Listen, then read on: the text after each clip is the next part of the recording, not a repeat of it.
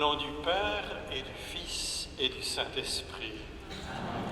La paix soit avec vous.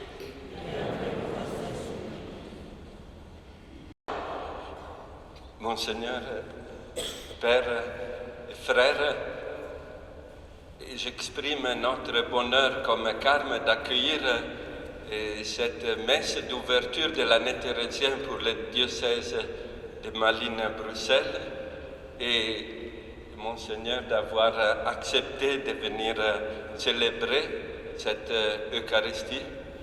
Le Père provincial de la province de Carme, de Venise, est venu aussi à cette occasion pour donner vraiment l'importance aussi à cet événement, ainsi que les frères qui concélèbrent, vous tous. Et nous voulons vraiment vivre un moment de grâce spirituelle avec Thérèse pour connaître mieux, toujours davantage, le Christ comme elle l'a fait.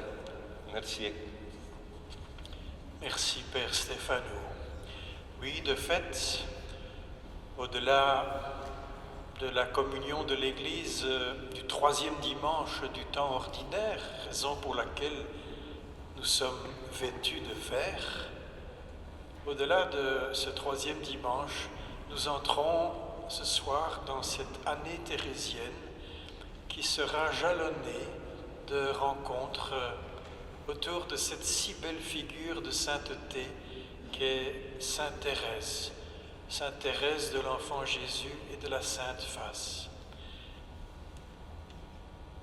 Certains d'entre vous la connaissent certainement fort bien, mais cette année spéciale, c'est une année pour encore mieux la connaître.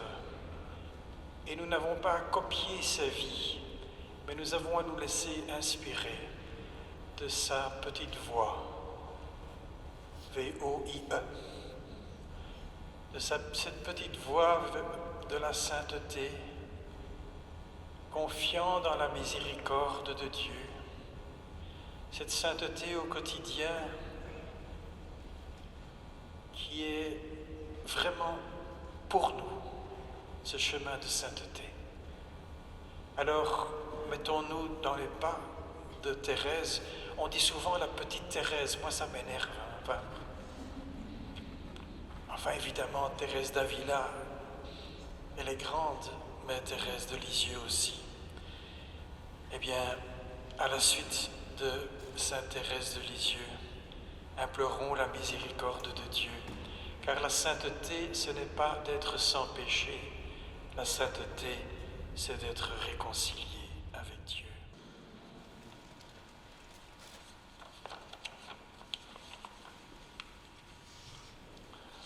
C'était jeudi, alors que vous m'avez demandé de prononcer l'homélie en cette célébration d'ouverture de l'année thérésienne, je reçois un message de la communication du vicariat qui me demande si j'ai un texte de l'homélie que je vais prononcer. Alors je leur dis, je n'ai pas fort l'habitude d'écrire mes homélies, mais je vais faire un effort, je leur dis. Et voilà que,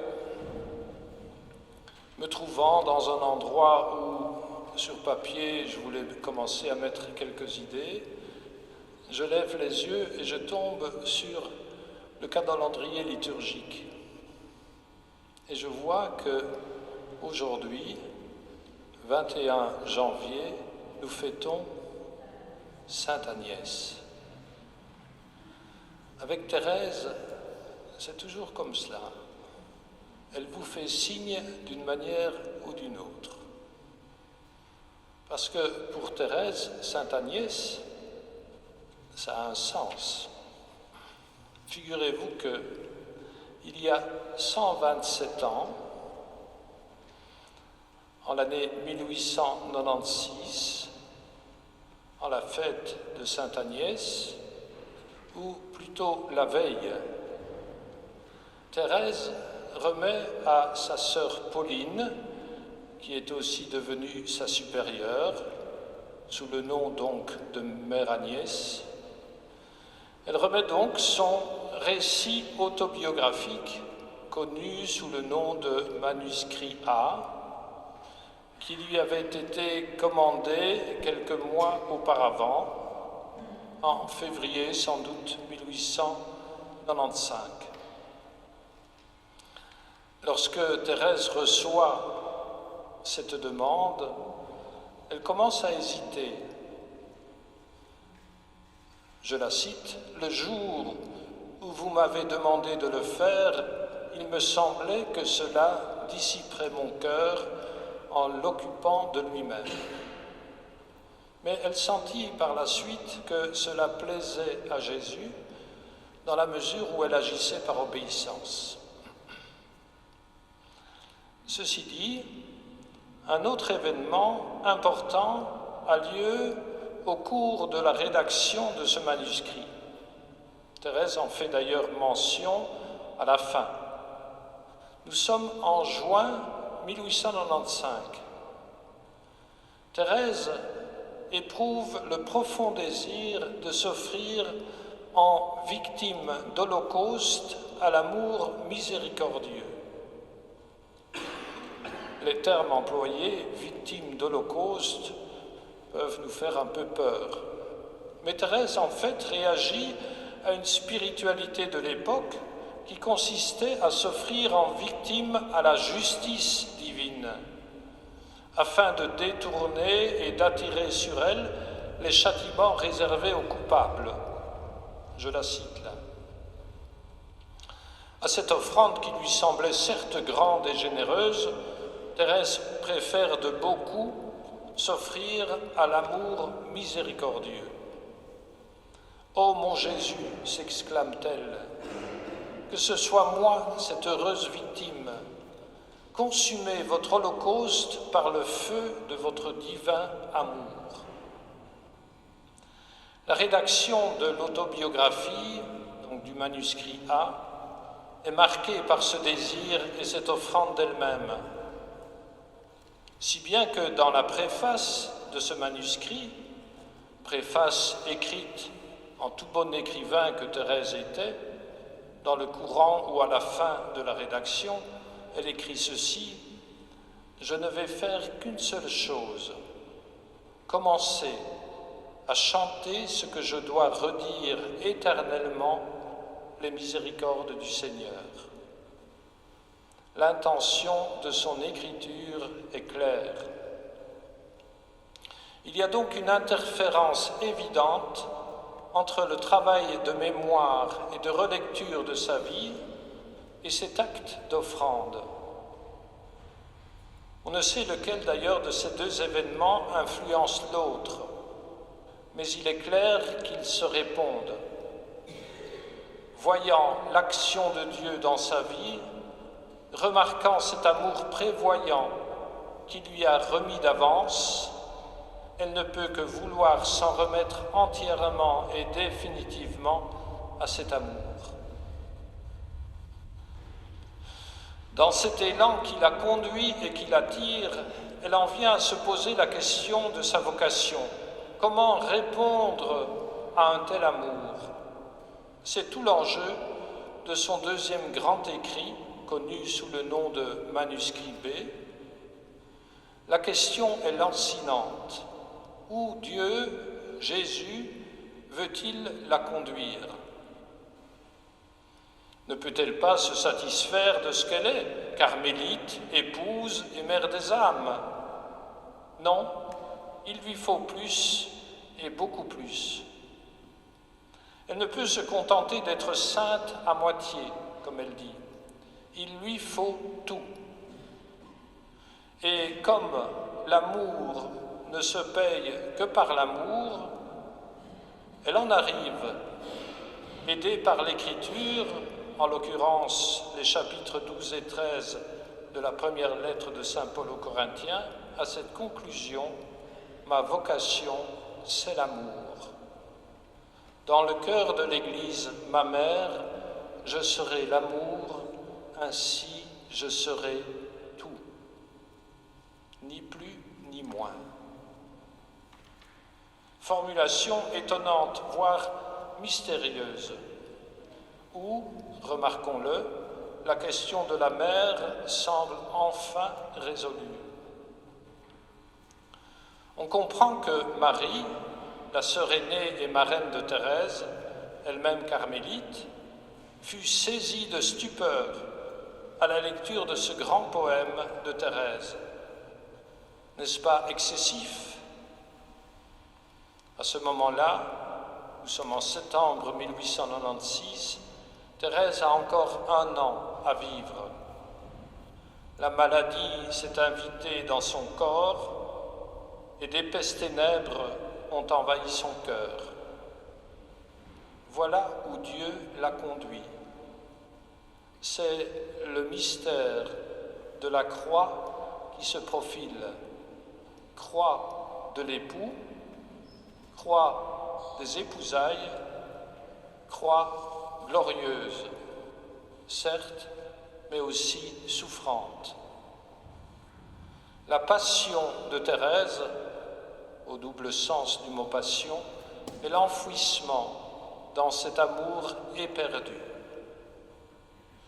À l'image de son maître et de son époux, elle sera conduite vers sa perfection par des souffrances. Le manuscrit C, le dernier grand texte de Thérèse, écrit patiemment et courageusement 4 mois avant sa mort, fait état de cette passion d'amour.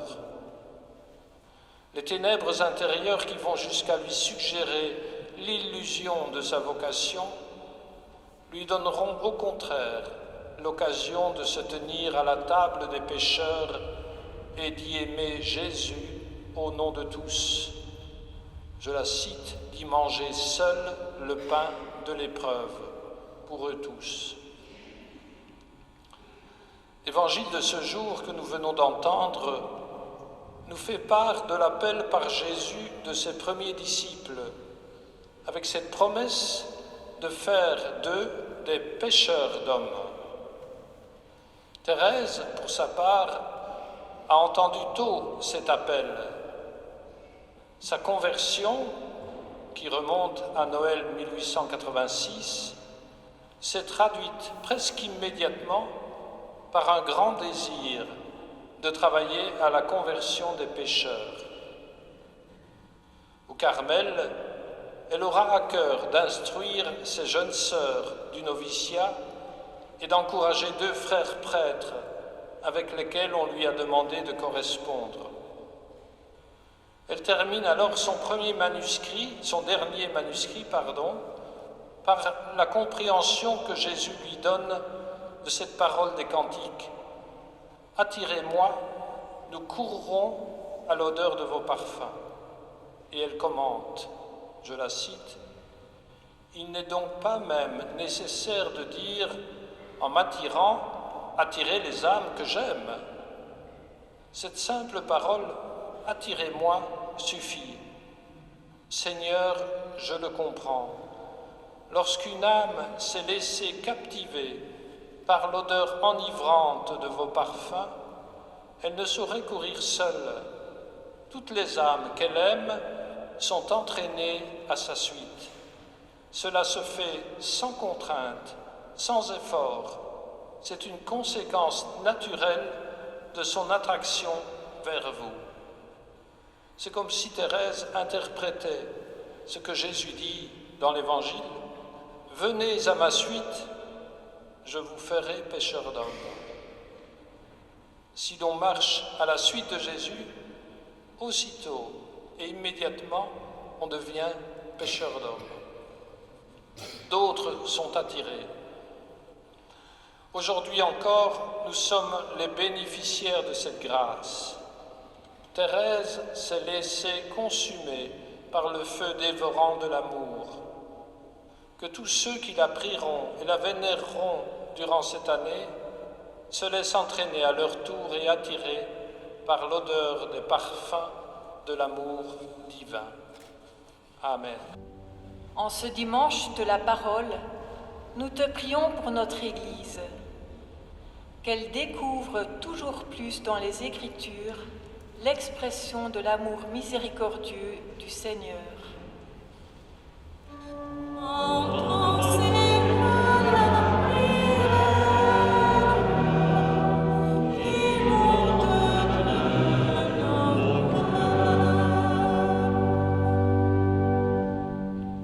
Pour notre société, qu'elle garde le souci de la vérité.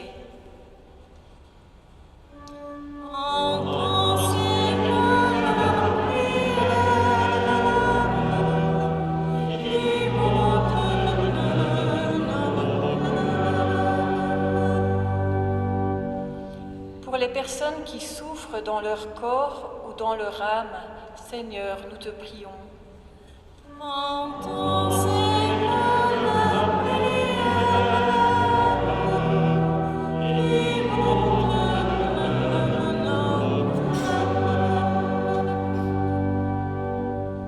Pour notre communauté ici présente, que cette année, avec Thérèse de Lisieux, nous donne un nouvel élan pour aimer Jésus et le faire aimer.